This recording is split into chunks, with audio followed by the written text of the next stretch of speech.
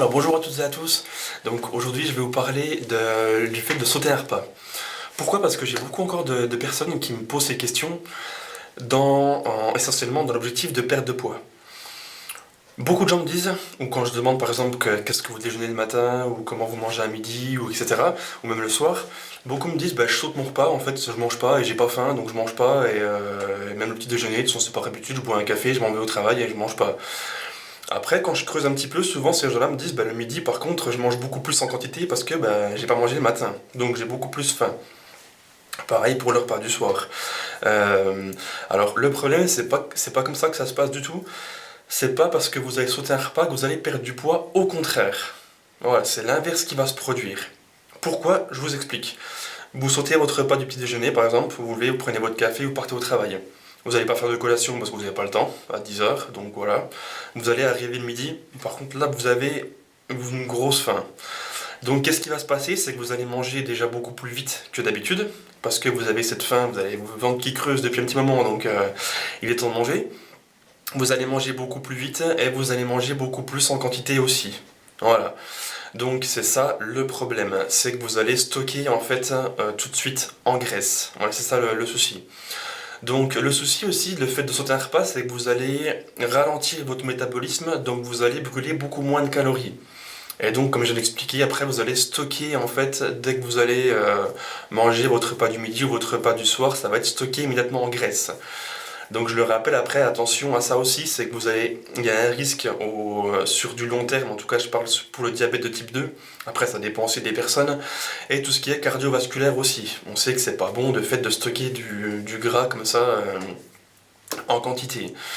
Et voilà donc pour ce qui est du fait de sauter un repas, donc attention à ça. Après je veux pas dire par là que parce qu'il est midi, faut que je mange. Ou parce que c'est le matin, on m'a dit qu'il fallait que je mange même si j'ai pas faim. Alors c'est pas comme ça que ça se passe non plus. En fait, faut pas... Parce que ça va être assimilé à du grignotage. C'est la même chose. On mange parce qu'il faut manger. Non. En fait, vous allez manger parce que vous en avez besoin. On mange pas parce que c'est midi et puis que tout le monde mange, donc il faut manger. Les repas, ça reste un besoin, c'est-à-dire que le petit déjeuner, ou comme le repas du midi ou même le repas du soir, vous pouvez très bien les décaler. Des fois, si on décale ne serait-ce que de 10, 15 ou 30 minutes, on a un peu plus faim. Donc même si par exemple vous avez l'habitude de vous lever, je dis n'importe quoi, à 6 heures du matin, vous partez travailler à 7 heures, mais vous vous levez quand même à 6 heures. Des fois, vous êtes habitué donc à vous lever à 6 heures, à prendre votre café tout de suite dans la foulée et à partir donc travailler ou attendre un petit coup, aller faire ce que vous avez à faire. Donc essayez d'attendre un petit peu, à ce compte-là, d'attendre 15 ou même 30 minutes.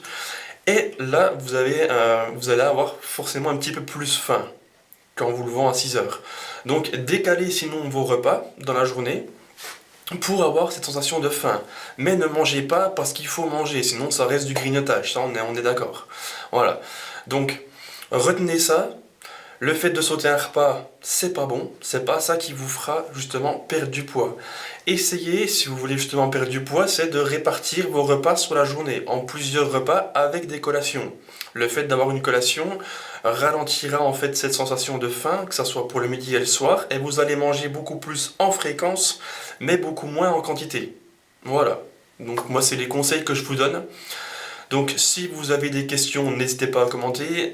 Je le rappelle, donc pour celles ou ceux qui ont des objectifs, peu importe l'objectif, que ce soit perdre du poids, prendre de la masse musculaire, se renforcer, travailler les abdos, etc., travailler le cardio, je peux vous faire des programmes donc personnalisés. N'hésitez pas donc à me contacter sur mon Facebook My Body Coach, sur ma page. Et voilà, on se retrouve très vite, donc j'espère que cette vidéo vous a plu et on se retrouve très très vite, au plus vite. Allez, à bientôt, bonne journée, à plus, ciao ciao.